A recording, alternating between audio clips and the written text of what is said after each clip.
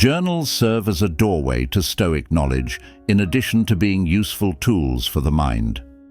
Journaling is a way to self-reflection and inner peace, according to the Stoic tradition taught by philosophers like Marcus Aurelius and Seneca. The happiness of your life rests upon the quality of your thinking, as Stoic philosopher Marcus Aurelius once put it. Writing down your ideas and thinking about them in a book is a practice that fits with the Stoic goal of becoming more moral and bettering yourself. We learn how to keep a deep-thinking thought diary based on Stoicism in this video. We will talk about how journaling is more than just writing in a notebook or a commonplace book. Instead, it turns into a structured process of carefully examining and improving your ideas, like a scholar. I'm going to talk about 3 important Stoic intellectual ideas and show you how to use them in your writing. This way of doing things will help you develop clear thinking and a strong spirit, which are important parts of Stoic theory. Learn how to keep a deep-thinking philosophy journal with me on this trip. This book will help you not only think, but also live. Let's start this Stoic journey of self-discovery together. I have used different types of writing as part of my search for Stoic knowledge. Different types of books, like notebooks, compendiums, soliloquies, and commonplace books, each have their own use in the Stoic practice of getting to know oneself and reflecting. These papers are more than just places to write down my thoughts. They are the tools I use to interact with myself, gain insights, and clear my mind. Before we get into the Stoic art of writing, let's talk about the different kinds of journals. This difference is not set in stone, because Stoicism tells us that thoughts change over time and that each person's perspective is important. In my Stoic tradition, keeping a book is analogous to meditating every day on the things that happen and how I feel, much like Marcus Aurelius did in his Meditations. Through the lens of Stoic thought, it's a record of daily events and feelings that are focused on the individual. A basic Stoic concept is that it helps you understand yourself in the current time. On the other hand, a diary gives you more room to think philosophically. It's not just for daily posts, it's also a place for more in-depth thought and analysis. I am thinking about thinking here, which is what the Stoics call metacognition. In my search for Stoic advice, it's where I break down my ideas, question them, and make them better.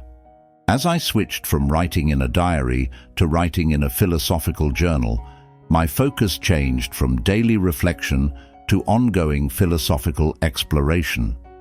They're not just for me. Other people are welcome to read and look over them, which is in line with the Stoic ideal of community growth and the sharing of ideas. My intellectual writings, on the other hand, are available to everyone, unlike my personal diaries, which are private reflections of my deepest thoughts and feelings.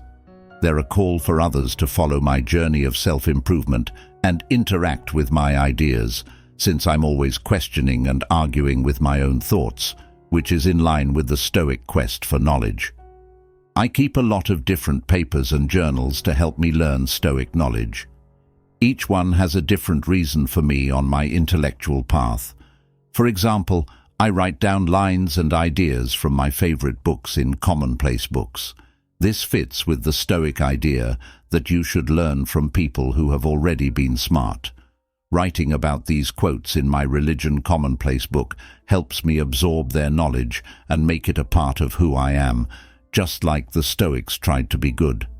Another thing I use as a Stoic is compendiums, which are groups of short, thorough information.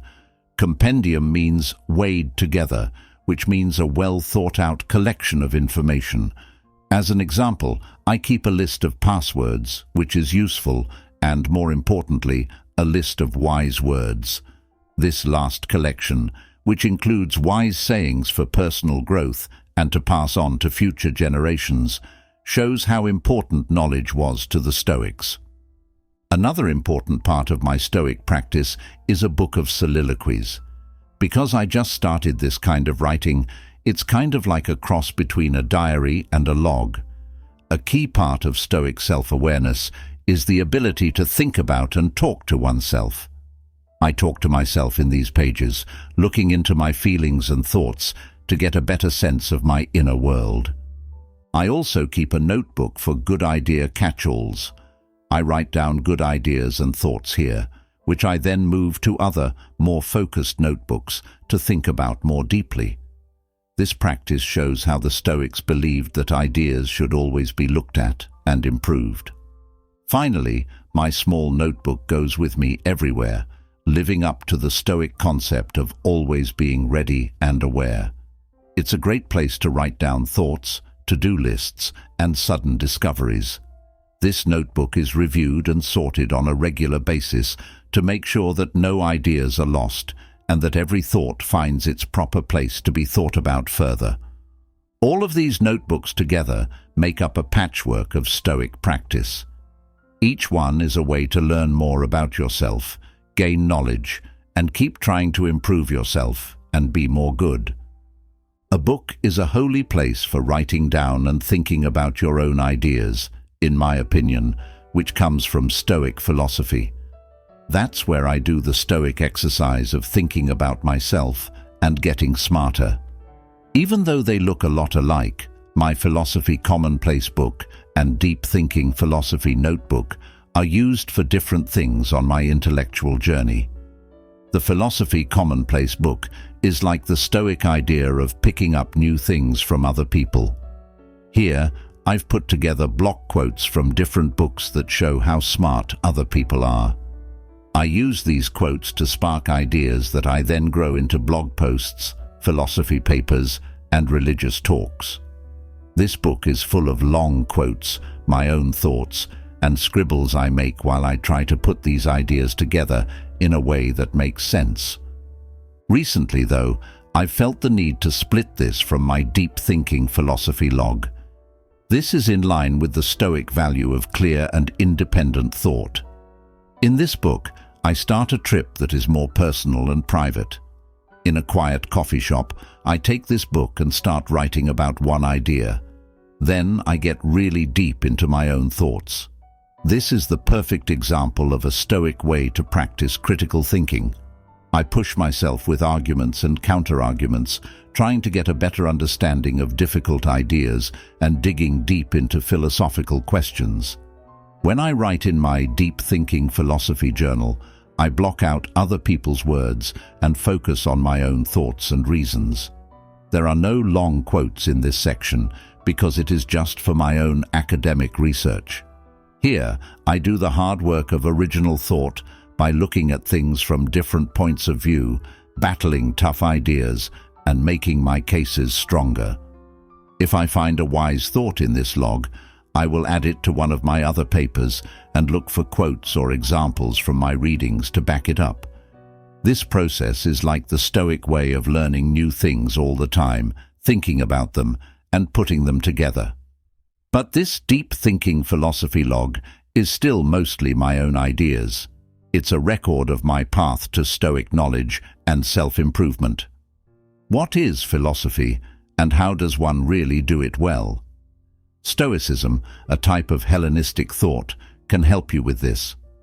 Herodotus, a Stoic thinker, said, "First tell yourself what you would be, and then do what you have to do." This says everything you need to know to do good thinking.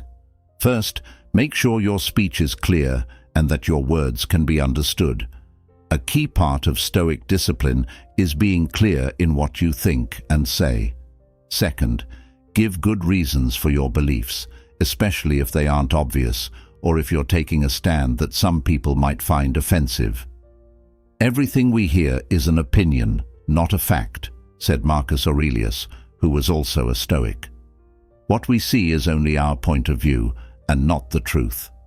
This makes us think and be sure of our points by using reasoning and proof. Lastly, be careful when you answer concerns and counter-arguments. Think about other people's points of view and reply with well-thought-out reasons. This fits with what Seneca said. We are more often scared than hurt, and we suffer more from our thoughts than from reality. When we apply these Stoic principles to writing in a philosophy book, we find that keeping a journal for deep thought fits in perfectly with Stoic practices. In this kind of book, you need to find a place that is good for thought and write about things that make you think more deeply. Make your writing clear by describing your ideas and words. Using reasonable thought, like the Stoics did, make strong cases for your points of view. Then, prepare for and respond to counter-arguments, which is similar to the Stoic practice of being ready for all possible results and being calm about them. As an example, when you think about the idea of AI, you should do so with Stoic discipline. Ask yourself if the intelligence in AI is really fake or just weird. While you think about this, think about what Epictetus said: "A man can never learn what he thinks he already knows." Question what you think you know and try to make your points clear. John Searle made a difference between intrinsic and secondary intelligence, which you can use to think about what AI intelligence is. Think about whether the intelligence shown by AI systems is just a reflection of the programmer's intelligence, which fits with the Stoic idea that real knowledge comes from within. When dealing with counter-arguments, like the idea that AI systems can be made by a group of people, follow the Stoic ideal of logical debate. There is disagreement about whether these systems' wisdom comes from a group agent or from the people who made them. This is a Stoic activity that helps you think about what knowledge and duty are.